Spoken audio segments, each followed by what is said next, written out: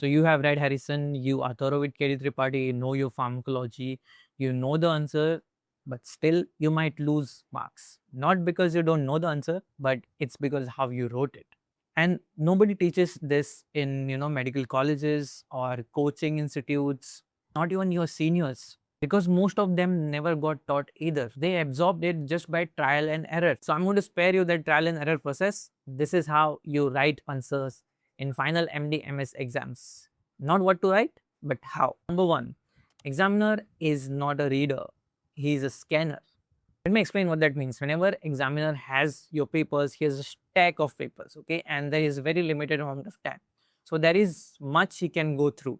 He's not going to read your paper word by word, but he will scan through that important points. Your job is not to show that you know everything, but rather make their marking points impossible to miss by examiner. If your knowledge is buried inside a paragraph, it doesn't count because he will just rush through. An answer that is 70% detailed and more structured will always outrun an answer which is more correct but very dense. The single mindset shift, write for a scanner and not for a reader.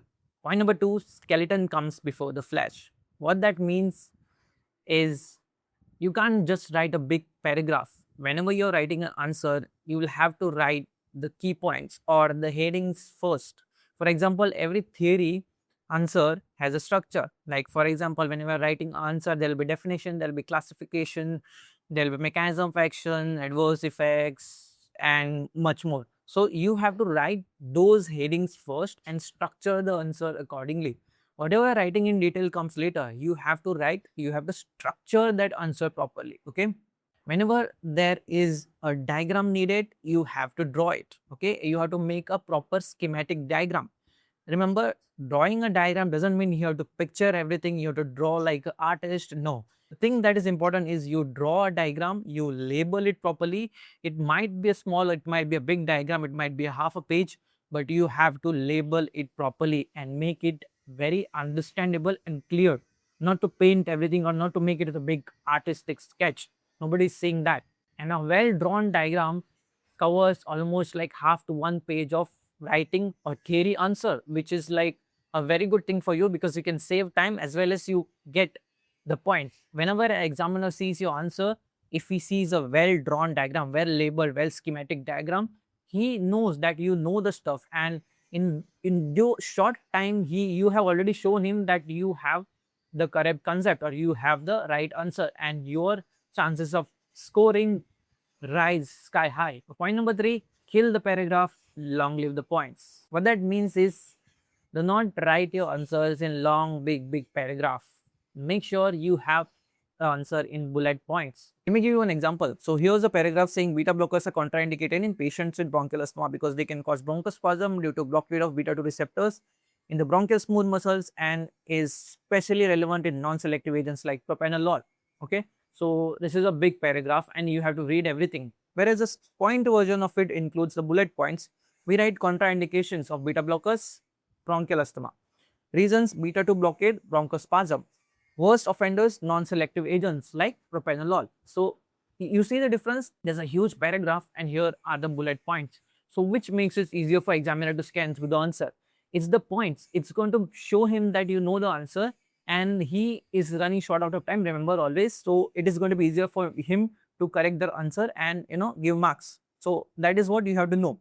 Remember always, you are not writing it for a reader, you are writing it for a scanner. It's not a novel. Okay. Anything that can be listed or that requires listing, you should always make it in points. For example, adverse effects, for example, uses, indications, etc. But in some other cases where mechanisms of action or somewhere genuinely sentences are required to explain the concept, then obviously you can use them. But most of it should be bullet points and the marking points which should be impossible to miss by the examiner. Number four, underline like you mean it.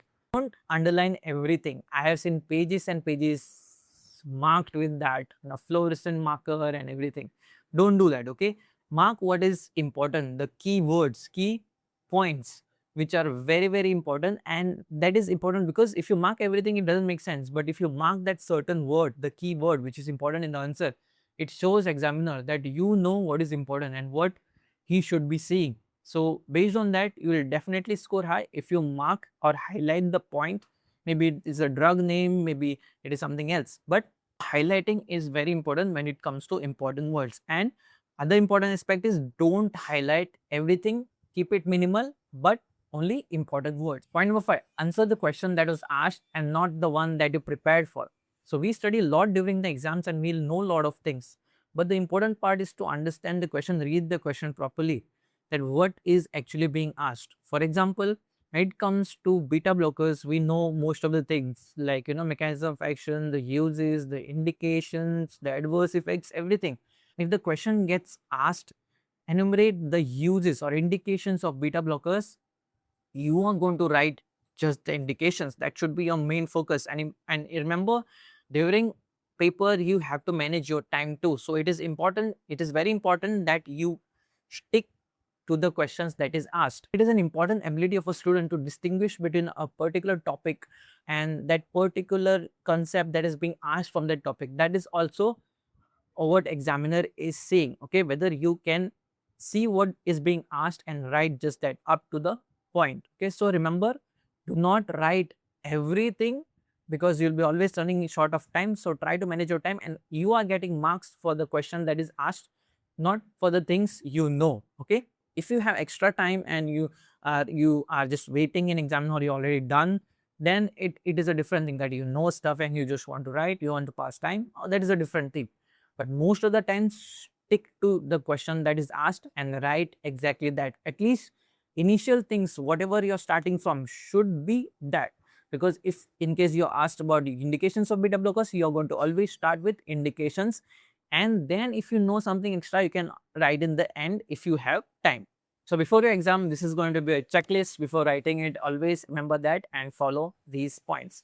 None of this replaces the knowledge you have or the concept you know, but writing it in a proper manner increases your chance of scoring, because the examiner sees exactly what is needed in the question paper or exactly what is asked in the questions. So it is like it is displaying your ability to the max potential. Okay, that is what is important.